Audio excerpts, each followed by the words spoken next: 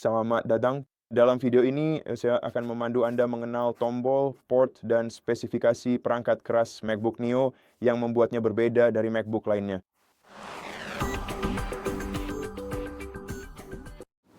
Jadi pertama, produk yang paling mirip dengan MacBook Neo tentu saja adalah MacBook Air dan memang itulah yang paling bisa dibandingkan. Jadi di video ini saya akan mencoba menjelaskan bagaimana perbedaan antara keduanya. Sekarang, hal pertama yang paling mencolok dan jelas adalah garis tepi hitam di sekeliling panel ini, yaitu garis batas pada area tampilan layar MacBook Anda. Layar itu sendiri sudah menggunakan teknologi UHD Liquid Retina yang sangat canggih dan kualitasnya memang benar-benar luar biasa sehingga transmisi warnanya pun terlihat memukau. Saya sendiri tidak pernah mengalami masalah apapun dengan layar MacBook karena layarnya selalu tampak sangat jernih. Namun jika Anda tidak ingin melihat garis tepi ini, sayangnya memang tidak ada cara untuk menghilangkannya pada MacBook Neo. Sementara berbagai macam fitur-fitur Apple lainnya masih tetap tersedia, seperti kamera Full HD yang terletak tepat di bagian atas layar Anda. Kamera itu tersembunyi dengan sangat rapi di sana, jadi warnanya mungkin akan terlihat sedikit kurang cerah jika dibandingkan dengan kamera MacBook Air memang memiliki resolusi Full HD, tetapi resolusi tersebut sangat bagus untuk laptop apapun. Eh, Baiklah, sekarang mari kita lihat perbedaan selanjutnya. Jadi, MacBook Neo ini sudah dilengkapi dengan tombol Touch ID di bagian pojok kanan atas keyboard.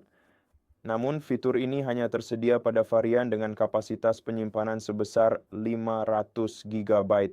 Jadi, pada versi yang lebih mahal, versi dasar dengan 256 GB tidak memiliki Touch ID. Sebagai gantinya, Cs menggunakan tombol fisik biasa. Sekarang, hal berikutnya adalah touchpad atau trackpad. Hal pertama yang akan Anda sadari adalah ukurannya yang tampak cukup berbeda. Dimensinya terasa jauh lebih kecil dan juga ringkas jika dibandingkan dengan model MacBook lainnya saat ini. Namun, tetap cukup nyaman digunakan, dan satu perbedaan signifikan yang dimilikinya dibandingkan dengan MacBook lain, terutama MacBook baru, adalah bahwa perangkat ini masih memiliki tombol fisik yang sudah tidak ada lagi di sebagian besar MacBook modern. Dan saya sendiri tidak begitu yakin kapan terakhir kali mereka menggunakan tombol fisik untuk trackpad mereka, dan bukan teknologi 3D Touch. Dan sekarang mari kita bahas hal penting berikutnya, yaitu mengenai port-portnya. Untuk urusan konektivitas, MacBook Neo ini menggunakan konfigurasi yang sama seperti seluruh keluarga MacBook lainnya, yaitu dua buah port USB Type-C dan satu buah port mini jack yang berada di sisi sebelah kiri. Jadi perbedaannya adalah tidak ada satupun dari port ini yang merupakan Thunderbolt.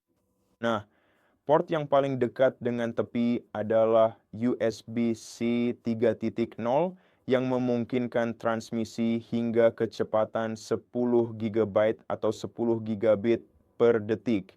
Dan untuk port yang satu ini adalah USB 2.0 yang sayangnya hanya memungkinkan kecepatan transmisi 480 megabit per detik. Jadi karena itu laptop ini tidak mendukung fitur pengisian daya cepat. Namun dengan baterai 36, saya rasa kalau saya tidak salah ingat 36 watt jam. Sebenarnya sebagai laptop, perangkat ini tidak terlalu membutuhkan pengisian daya cepat. Namun Apple mengklaim bahwa laptop ini bisa bertahan hingga 16 jam dalam sekali pengisian daya. Dan saya cukup yakin untuk mempercayai mereka dalam hal ini. Sekarang untuk multitasking, mereka menyarankan 11 jam penggunaan yang masih cukup baik meskipun sedikit lebih rendah dibandingkan MacBook Air. Tapi MacBook Air, laptop ini menggunakan baterai dengan kapasitas sebesar 53 watt jam di dalamnya jika saya tidak salah ingat. Nah, ada hal lain yang perlu diperhatikan mengenai port USB-nya, khususnya port USB-C, yaitu bahwa perangkat ini tidak dilengkapi dengan koneksi Thunderbolt sama sekali, melainkan hanya menggunakan standar USB-C tipe 3.2 yang biasa saja untuk transfer data sehari-hari. Kamu hanya punya satu port yang bisa menghubungkan layar eksternal ke MacBook-mu. Jadi, ya, jika kamu memang ingin menggunakan sebuah layar eksternal, kamu sebenarnya hanya bisa memakai satu port ini saja, yang memungkinkanmu untuk menghubungkan layar eksternal tersebut. Port ini mendukung resolusi maksimal hingga 4K dan juga refresh rate sebesar 60 Hz. Dan sekarang izinkan saya memberitahu tentang sisa perangkat keras yang belum saya sebutkan. Jadi kita punya dua speaker yang memungkinkan kita menggunakan suara stereo, dan omong-omong speaker ini juga sudah dilengkapi dengan mikrofon di dalamnya yang juga membuat suara kamu terdengar lebih baik. Jadi misalnya secara umum, ini membuat laptop ini sangat cocok untuk rapat dan tidak banyak hal lainnya. Meskipun laptop ini menggunakan chip atau prosesor AUH18, chip atau prosesor Apple dan prosesor 818 atau 1818 Pro ini adalah prosesor yang sama yang digunakan di iPhone 16 Pro. Yang mana ini adalah prosesor yang sangat bagus, prosesor dengan performa yang sangat baik ini.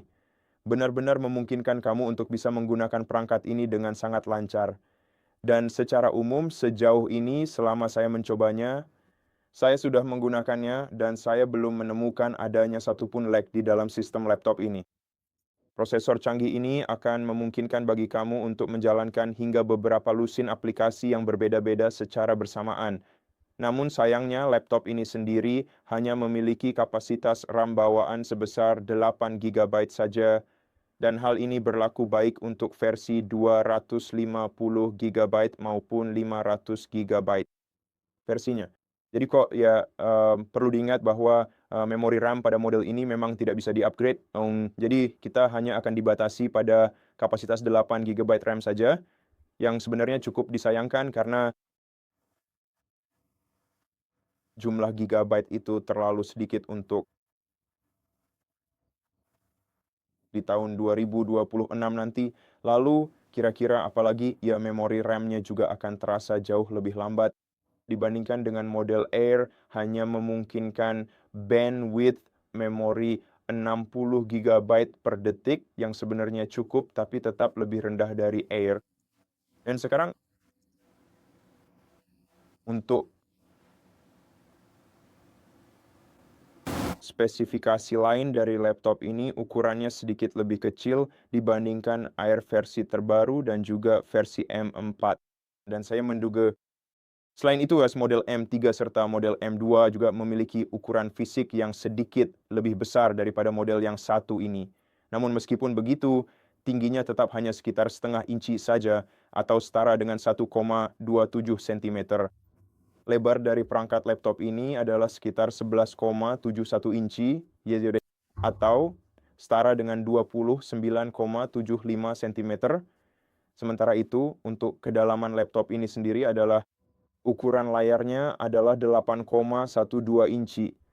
Dan untuk beratnya, 8,12 inci itu setara dengan 20,64 cm. Untuk masalah bobotnya, laptop ini memiliki berat 2,7 pon atau setara dengan 1,23 kg sehingga terasa ringan saat dibawa. Selain itu, laptop ini hadir dalam 4 pilihan varian warna yang berbeda. Salah satunya adalah warna citrus yang unik ini. Awalnya saya sempat mengira kalau warnanya adalah emas, tapi ternyata setelah dilihat lagi, warna aslinya memang secara resmi disebut sebagai citrus. Kami juga menyediakan berbagai pilihan warna indigo, blush, serta warna silver yang sangat elegan. Jadi ya, sepertinya itu saja untuk video kita kali ini. Terima kasih. Saya rasa saya sudah menyampaikan semua hal yang layak untuk disebutkan.